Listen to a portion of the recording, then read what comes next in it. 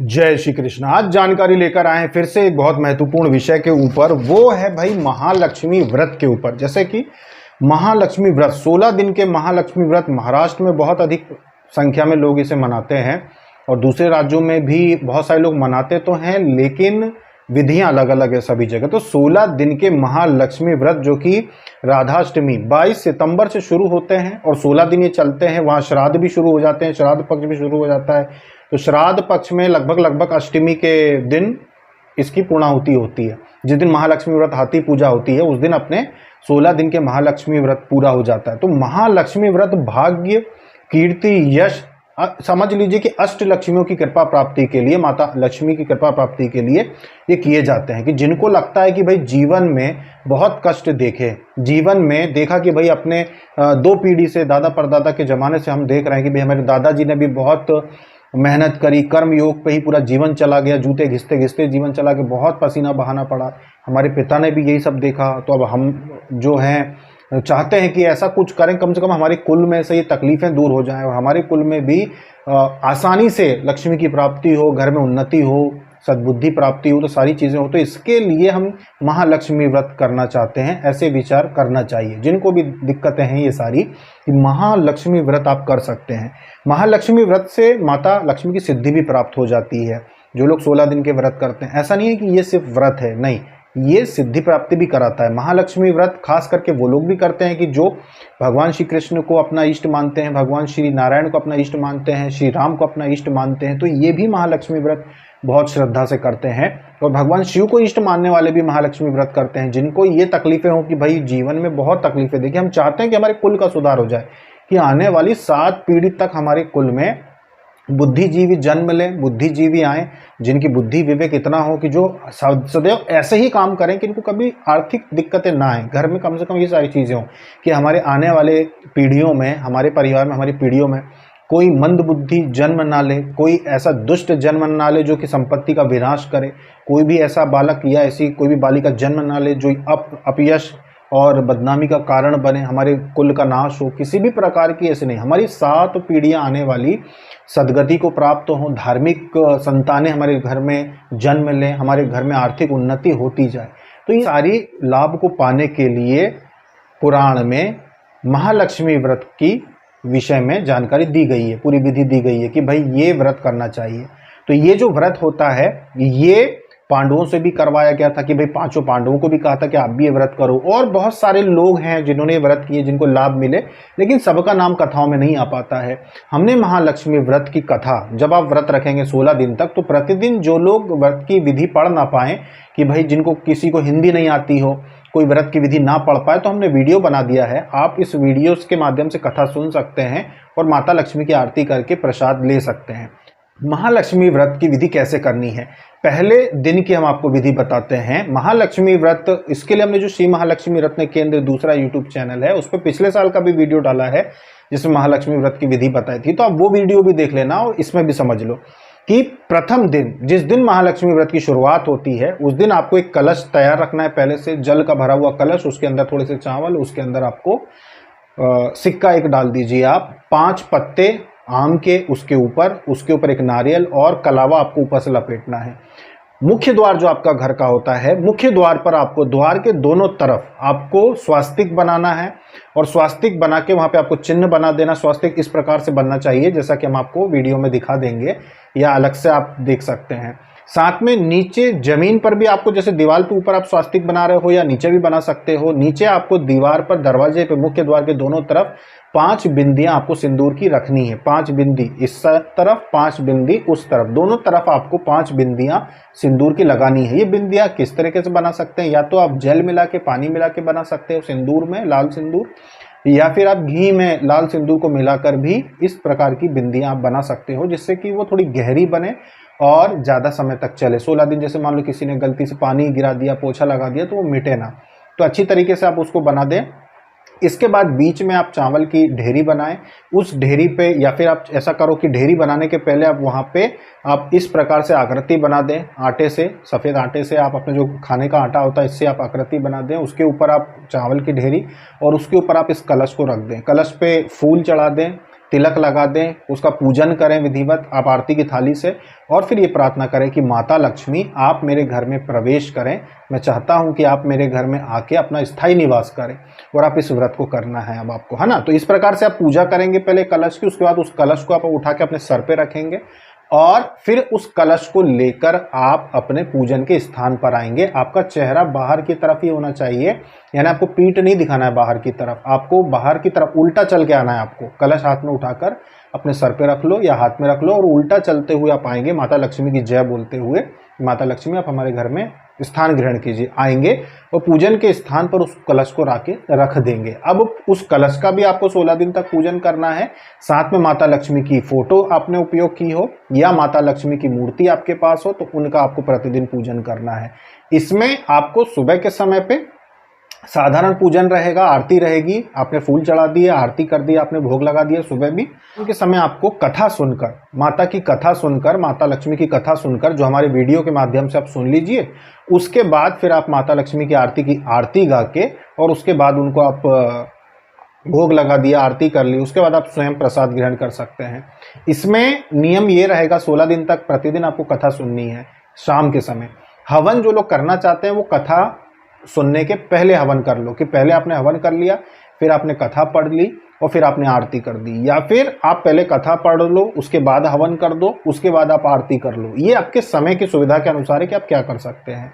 इसमें दोनों समय स्नान करना होता है, क्या एक बार सुबह भी स्नान करके आप आरती करते हैं, और क्योंकि माता लक्ष्मी है, पवित्रता का दूसरा रूप है माता लक्ष्मी, दूसरा क्या पहले ही रूप है, तो माता लक्ष्मी पवित्रता का रूप है। जल में से निकले हुए कमल के ऊपर बिल्कुल पवित्र जैसे पानी की बूंदें रहती है ना, ऐसी माता लक्ष्मी के पूरे वस्त्रों पे, शरीर पे पानी की, जल की बूंदें होती हैं उनके ऊपर, इतनी पवित्र छवि है माता की। तो माता इतनी ज़्यादा पवित्र होती हैं कि उनका पूजन करने के लिए भी आपको दोनों समय स्नान करना चाहिए, उसके बाद उनकी आरती हवन करना चाहिए। तो इनके व्रत में खाना क्या है, क्या नहीं खाना है, बिना प्याज लहसुन का भोजन शाम को आप कर सकते हैं। अगर आपको बिना भोजन के व्रत आप नहीं कर सकते हैं 16 दिन, क्योंकि लंबा समय होता है तो दिक्कतें हो सकती हैं, जिनको किसी प्रकार की कमजोरी हो, वीकनेस हो, उनको दिक्कत हो सकती है। तो इसीलिए आप एक समय पे शाम को आरती करने के बाद भोजन कर सकते हैं, और इस भोजन में बिना प्याज लहसुन का भोजन आपको करना है। साथ में अगर दिन में अगर आप लोगों को दिक्कत है तो दिन में आप फलाहार कर सकते हो। दिन में आप फलाहार में केले ले सकते हो, जो भी आप फल लेना चाहते हो वो आप ले सकते हो। और अगर आपको ज़्यादा तकलीफ होती है तो फिर आप साबूदाना जो खिचड़ी होती है वो थोड़ी भारी होती है, तो व्रत में भारी होने के कारण बहुत लोग नहीं खाते कि भाई इतनी भारी होती है कि साधारण भोजन से भी पचाना इसको ज़्यादा मुश्किल हो जाता है। तो अगर आपको ज़्यादा भूख लगती है, भारी होती है, तो यदि आपको खाना सही लगे तो आप साबूदाने की खिचड़ी खाइए, अन्यथा आप फल लीजिए आप दिन में, और शाम को आप भोजन कर सकते हैं। और जिनमें क्षमता है कि भाई हम दोनों समय भोजन नहीं करेंगे, हम सिर्फ फलाहार लेंगे, सुबह भी हम फलाहार ले लेंगे, शाम को भी हम फलाहार ले लेंगे, तो फिर आप चुनाव कर लो कि भाई आप 5 केले शाम को, 5 केले आप आरती के बाद 5 केले ग्रहण कर सकते हैं प्रतिदिन, और दिन में भी आप चाहो तो 3 केले, 2 केले, 5 केले अपनी श्रद्धा अनुसार, या 1 गिलास दूध भी आप दिन में ले सकते हो। तो एक साधिका ने बताया था कि उन्होंने जो किए थे तो वो एक समय पे दूध लेती थी, 1 गिलास दूध लेती थी माता लक्ष्मी के, जब व्रत करती थी तो 1 गिलास दिन में दूध लेती थी और शाम को फिर वो भोजन करती थी। इस प्रकार से उन्होंने बताया कि वो ऐसा करती थी।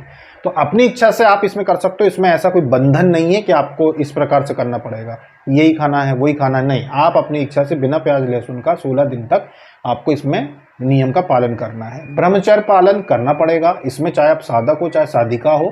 अगर आपने 16 दिन का महालक्ष्मी का व्रत लिया है तो आपको ब्रह्मचर्य व्रत का पालन भी करना पड़ेगा, क्योंकि व्रत पवित्रता का है, माता लक्ष्मी का है। ये व्रत 16 साल तक कोई भी साधक या साधिका करना चाहते हैं तो 16 साल तक करना होगा, संकल्प लेके कि मैं इसको प्रतिदिन 16 साल तक करूंगा या करूंगी। बहुत लोग बीच में छोड़ भी देते हैं, कोई दिक्कत आ जाए जैसे बच्चों को लेकर कि भाई बीच में किसी को बच्चे का जन्म हो गया है और इस वजह से कोई नहीं कर पाई, बीच में छूट गया, तो कोई बात नहीं, आप इसको आगे कंटिन्यू कर सकते हो जब भी आपकी इच्छा हो। इसमें ऐसा कुछ नहीं है कि बहुत बड़ा दोष लग जाएगा, नहीं, ये श्रद्धा से किया जाता है। 16 साल नहीं तो आपने भले ही आप 4 साल कर लिया, 5 साल कर लिया, अपनी श्रद्धा पे है। पर वैसे भी देखा जाए कि जब अपने को भक्ति करना ही है, ऊपर से फिर श्राद्ध पक्ष भी आ जाता है, तो वैसे भी आध्यात्मिक चीजें करनी ही होती हैं। इधर गणेश जी की स्थापना भी हो जाती है, तो भाई जब श्रद्धा से काम करना ही है तो व्रत करने में क्या है, व्रत कर ही लेना ही चाहिए, ऐसा है। तो अब इसमें महालक्ष्मी व्रत में पूजन के समय पे एक धागे का विधान है कि एक डोरा बांधा जाता है, एक धागा बांधा जाता है हाथ में, जिसको वर्ष भर बांध के रखना होता है। तो ये धागा कैसा लेना है? धागा इस प्रकार का आता है, इस प्रकार का धागा आपको लेना है। देख रहे हैं ना आप, ये जो चिकना धागा होता है, ये देखो, एक तो ये ऐसा है 2 रंग में, एक लाल है और एक पीला इसमें दिख रहा है आपको धागा, ये ऐसा है। और दूसरा वाला जो है ना वो ऐसा गठा हुआ है, जैसे चोटी गठते हैं ना, इस प्रकार से गठा हुआ है, ये भी लाल और पीला धागा है। तो ये जो धागा होता है थोड़ा रेशमी होता है। इस धागे की ये खूबी होती है कि 16 गांठ इसमें लगाकर वो पूजन करना होता है पूरे 16 दिन।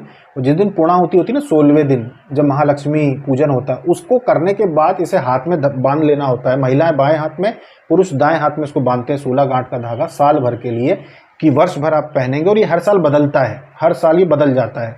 तो ये धागा जो होता है ये उपयोग करें आप, क्योंकि अगर आपने मौली जो कलावा होता है, जो हमने गलती करी कि हम क्या कर रहे थे कि कलावा बांध लेते थे 16 गांठ का, तो देखो साल भर में ये गीला होकर पूरी तरीके से ये पूरा इसके धागे टूट चुके हैं, छोटे छोटे चित्रित पूरे धागे टूट गए हैं। तो कलावा को 16 गांठ बांध के उपयोग करने की बजाय मत करो उसको, प्रकार का रेशमी धागा आप उपयोग करो, तो ये वर्ष भर पानी में खराब नहीं होगा।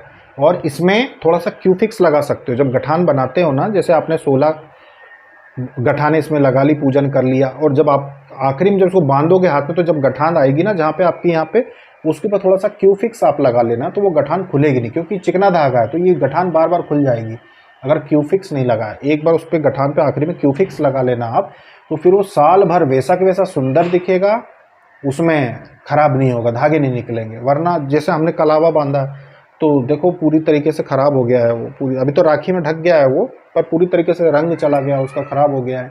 तो इस प्रकार का धागा आप उपयोग करना है, 16 गांठ इसमें बांध के पूजन करना होता है 16 दिन तक, और 16वें दिन इसको फिर आपको धारण करना होता है। और 16वें दिन जो हाथी पूजा होता है, उस दिन एक हाथी आता है, एक हाथी या तो मिट्टी का बना लेते हैं या बाजार में भी मिलते हैं, तो उस दिन गजलक्ष्मी के रूप में पूजन होता है, तो हाथी का पूजन होता है।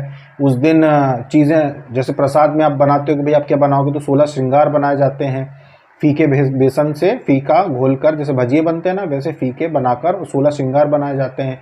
फिर हाथी को सजाया जाता है, माता को चढ़ाया जाता है, ये सारी चीज़ें की जाती हैं। और इसकी हम फोटो और वीडियो ऐड कर देंगे, इसे पूजन किया जाता है 16वें दिन। तो बहुत ही प्रसन्नता के ये 16 दिन होते हैं। अब बीच में जिनको श्राद्ध पक्ष आ जाता है कि जो भाई हम श्राद्ध पक्ष बीच में आ जाएगा, तो कोई दिक्कत नहीं है। आप श्राद्ध पक्ष की जो धूप होती है वो तो सुबह डलती है, वो आप डाल सकते हो, उसमें कोई दिक्कत नहीं। और अपनी पूजा तो शाम को होती है और स्नान अपन कर ही लेते हैं, तो सुबह आपने स्नान करके माता लक्ष्मी का आप पहले पूजन कर लो, सुबह की आरती कर लो, उसके बाद तकरीबन 11 से 12 के बीच में धूप डलती है।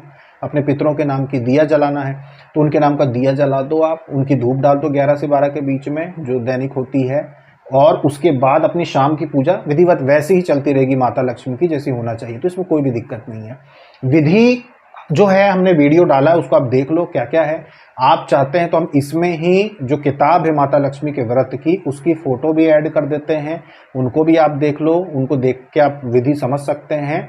जिनको विधि में समझ में ना आए तो भाई जितनी आपकी व्यवस्था हो, जितनी सामग्री हो, उतने से ही व्रत कर लो आप।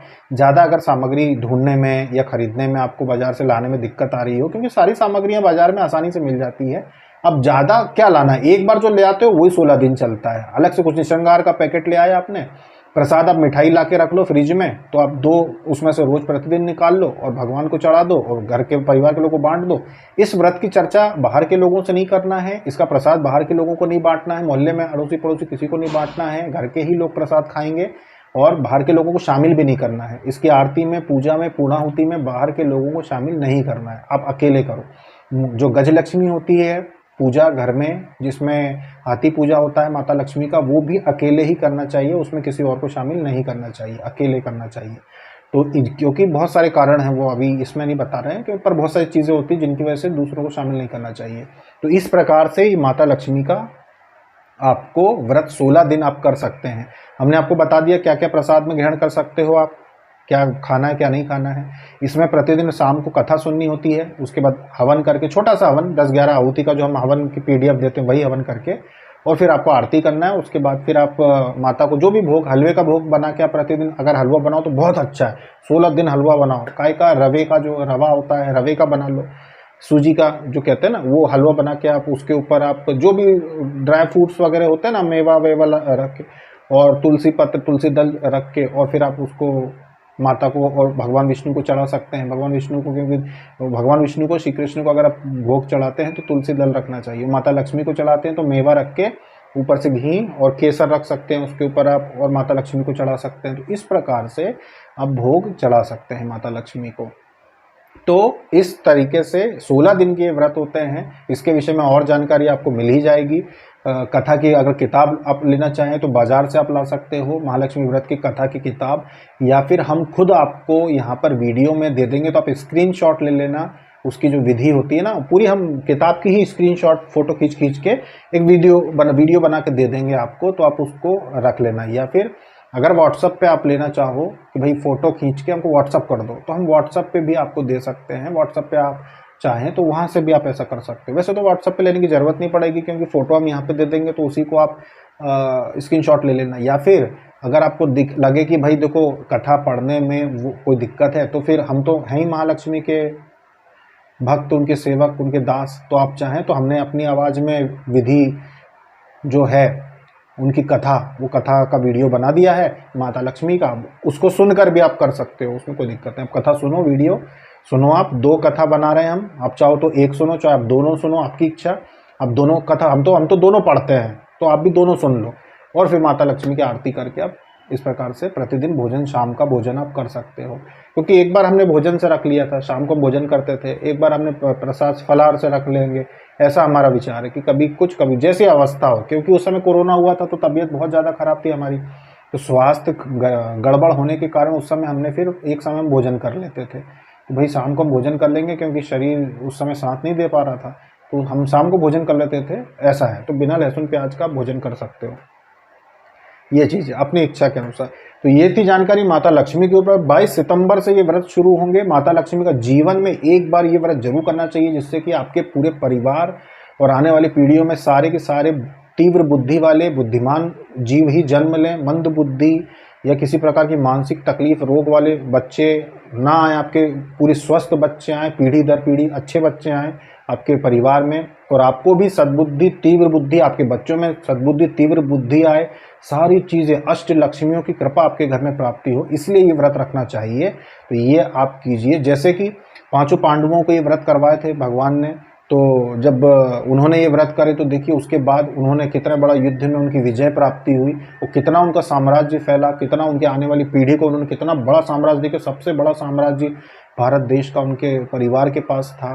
पीढ़ी दर पीढ़ी उनका नाम चला। तो ये चीज़ें होती हैं कि भाई ऐसा आप व्रत रखिए और फिर विश्वास कीजिए माता लक्ष्मी पे। तो ये व्रत कोई भी रख सकता है, साधक या साधिका। 22 सितंबर से ये व्रत शुरू होंगे। कथा हम सुना देंगे, वीडियो में आप सुन सकते हो, या फिर आप ले सकते हो हमसे कथा। और इसके विषय में जो जानकारी है वो आप चाहे तो इंटरनेट पे भी आपको मिल जाएगी कि कैसे कैसे क्या क्या करना है। अभी तक के लिए इतना ही। जय श्री कृष्ण।